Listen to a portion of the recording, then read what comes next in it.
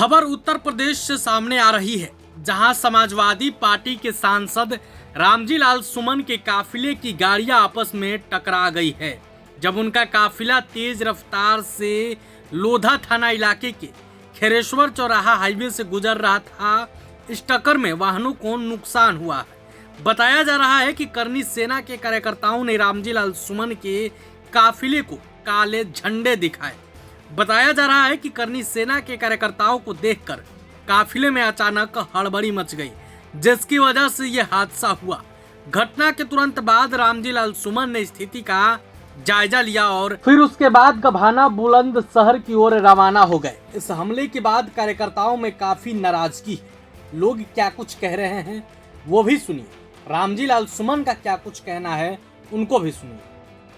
Samajwadi party के राष्ट्रीय अध्यक्ष श्री अखिलेश यादव जी के आदेशानुसार बुलंदशहर में एक सुनहरा स्थान पर बहुत तेज गति से थार गाड़ी ने टक्कर मारी, जिसमें एक महिला की मृत्यु हुई और शेष लोग घायल हुए। ये पूरा दलित परिवार था और न सिर्फ ये अकेली घटना थी बुलंदशहर में। मुझे बताया गया था कि ताबड़तोड़ 6 घटनाएं लगातार इस तरह की बुलंदशहर में हुई हैं, जहां दलितों की बारात नहीं चलने दी गई, उन पर अत्याचार हुआ, उनको अपमानित किया गया। न सिर्फ बुलंदशहर में, पूरे उत्तर प्रदेश की स्थिति बहुत खराब है।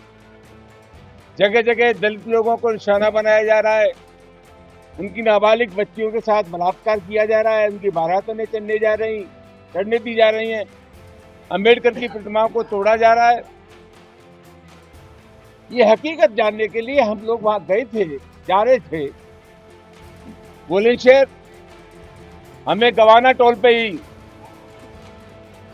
रोक लिया गया, भारी लाभ लश्कर, भारी पुलिस, और हमारे आग्रह करने के बावजूद भी जबरिया पुलिस ने हमें वहां नहीं जाने दिया।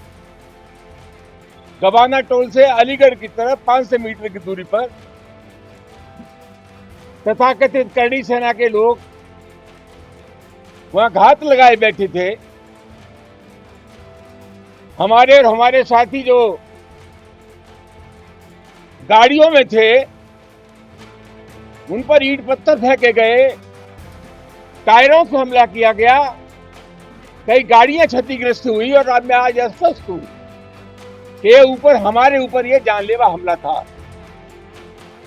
और ऐसा मुझे लगता है कि सरकार जानबूझ करके मेरी हत्या कराना चाहती है। 3 दिन पहले से जब ये तय था कि हमें बुलंदशहर जाना है, प्रशासन को पता था, खुफिया तंत्र को पता था, पूरे जनपद को पता था, हाथरस और अलीगढ़ को भी जानकारी थी। इसके बाद भी हमला एक सुनियोजित षड्यंत्र के तहत हमारे ऊपर किया गया। उत्तर प्रदेश की जिस प्रकार की कानून व्यवस्था की स्थिति है और जिस तरह के तत्वों को शय मिल रही है, संरक्षण मिल रहा है, उससे सही अनुमान लगाया जा सकता है कि स्थिति क्या है।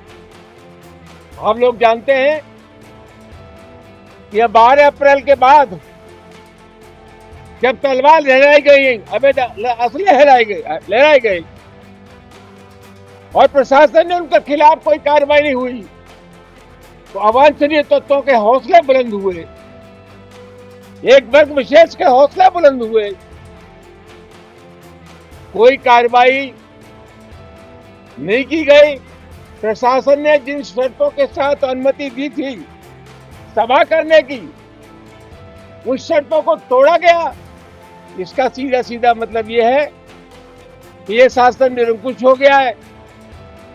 जानबूझ करके हालात ऐसे पैदा किए जा रहे हैं जहां अराजकता हो, कानून का राज न हो, संविधान का राज न हो।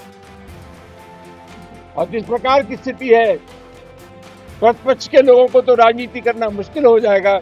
मैं सिर्फ यही कह सकता हूं, घटना बहुत महत्वपूर्ण है और इस साजिशन हमारे ऊपर कातिलाना हम। लक्ष्मी धनगर जिला अध्यक्ष अलीगढ़। राज्यसभा सांसद जी माननीय रामजीलाल सुमन जी का। एक मिनट दोबारा जी आज की शिकायत को लेकर क्या हुआ है? जी, हमारे ऊपर जानलेवा हमला हुआ था। माननीय रामजीलाल सुमन जी जब आगरा से आए, उन्होंने हमें बताया तो हम अपने समाजवादी कार्यकर्ता और साथियों को साथ उनका वेलकम कर और टोल तक छोड़ने के लिए गए। वो डेलीगेशन में थे बुलंदशहर के। तो रास्ते में टोल टैक्स से गवाना टोल टैक्स से पहले 100-150 मीटर की दूरी पर हमलावर प्लानिंग करके बैठे हुए थे और उन्होंने लाठी, डंडा, तलवार और टायरों से हमला किया। मेरी गाड़ी पीछे थी तो मेरी गाड़ी के आगे पत्थर लेके खड़ा, मेरी गाड़ी थोड़ी स्लो थी, मैं उससे बचाने की कोशिश की, पत्थर मारा, वो तो जान बच गई हमारी। 10 गाड़ी क्षतिग्रस्त हुई हैं और शीशा टूट गया। जानलेवा हमला हुआ, इसी में तहरीर देने के लिए आए हैं। किसके खिलाफ तहरीर दिया? ये हमलावरों के खिलाफ दिया जो इस तरह से असामाजिक तत्व यहाँ पे घूम रहे हैं। पुलिस प्रशासन क्या मूक दर्श बन के बैठा हुआ है? अगर माननीय सांसद जी का पता था तो क्यों नहीं सुरक्षा की गई? टोल टैक्स से पहले इतना बड़ा हमला हुआ है, जानलेवा हमला हुआ है, ये बहुत ही निंदनीय है।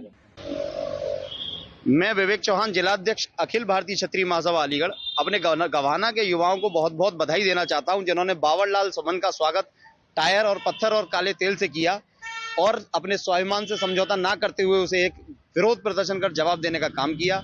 और विरोध प्रदर्शन इतना सफल रहा कि प्रशासन को गवाना टोल से रामजीलाल सुमन को वापस आगरा के लिए लौटाना पड़ा, जिसके लिए हम अपने युवाओं का बहुत बहुत धन्यवाद व्यक्त करते हैं। और अपने युवाओं के साथ कंधे से कंधा मिलाकर हर क्षत्रिय व्यक्ति साथ खड़ा हुआ है और आगे जो होगा उसको भी रामजीलाल सुमन को तैयार रहना पड़ेगा।